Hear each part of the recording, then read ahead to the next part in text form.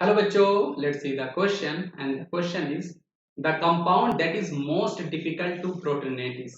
यहाँ पर हमारे पास क्वेश्चन में चार हमारे पास ईथर दिए हुए हैं अलग अलग ऑप्शन में। हमें ये बताना है कि इसमें से कौन सा कंपाउंड जो है वो मोस्ट डिफिकल्ट टू प्रोटोनेट हो जाएगा। तो आइए इस क्वेश्चन को हम समझते हैं बेटा। तो यहाँ पर एक्चुअल में होता क्या है, जब हमारा प्रोटोनेशन होता है तो हमारा होता क्या है, मैं आपको उस मैकेनिज्म को समझा दूँ। यहाँ पर मैं आपका ऑक्सीजन लेता हूँ, यहाँ पर R1 और यहाँ पर मैं आपको R2 ले रहा हूँ, है ना। यहाँ पे R1 आपका हाइड्रोजन भी हो सकता है। अभी हम उस चीज पर परेशान नहीं हो रहे हैं, अभी हम उसको ध्यान नहीं दे रहे हैं। अभी हम केवल मैकेनिज्म को फोकस कर रहे हैं। तो प्रोटोनेशन जो आपका होता है उस मैकेनिज्म में होता क्या है कि हमारे पास H प्लस आयन हमारे पास अवेलेबल होते हैं रिएक्शन में, और ऑक्सीजन जो होता है ये अपना लोन पेयर डोनेट करता है H प्लस को, और उसके बाद ये हमें R2O R माइनस, और यहाँ पर अब आपको OH यहाँ पर जुड़ जाएगा और यह पॉजिटिव चार्ज आएगा। इसी रिएक्शन को हम लोग बोला करते हैं एक तरह से प्रोटोनेशन, मतलब यहाँ पर हमारा प्रोटोनेट हो गया है। अब इस क्वेश्चन में हमसे पूछ क्या रहा है कि इसमें से मोस्ट डिफिकल्ट टू प्रोटोनेट कौन होगा।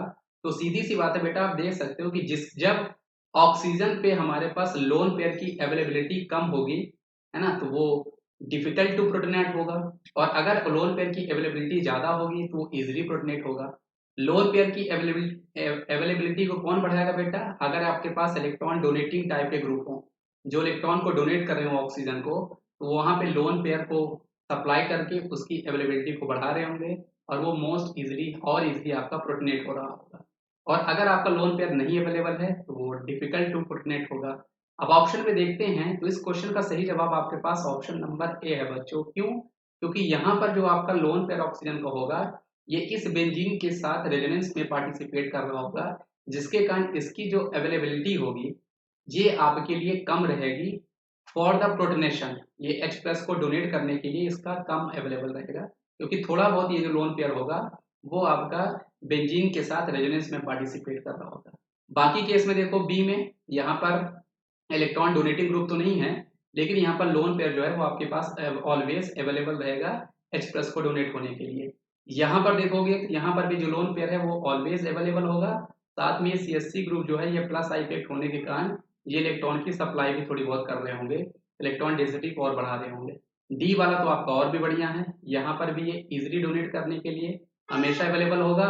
साथ में यहाँ पे CH3 ग्रुप अटैच हैं जो कि लगातार इलेक्ट्रॉन की सप्लाई भी कर रहे हैं। इसलिए आई होप आपको ये जो कॉन्सेप्ट है बच्चों समझ में आया होगा। इस क्वेश्चन का सही जवाब हमारे पास ऑप्शन नंबर ए हो जाएगा, जहां पर लोन पेयर आपका रेजोनेंस में पार्टिसिपेट कर रहा होगा बेंजीन रिंग के लिए, इसलिए उसकी अवेलेबिलिटी कम हो जाएगी, और वही आपका मोस्ट डिफिकल्ट टू प्रोटोनेट होगा। तो आई होप आपको ये कॉन्सेप्ट समझ में आया होगा बच्चों। Thank you.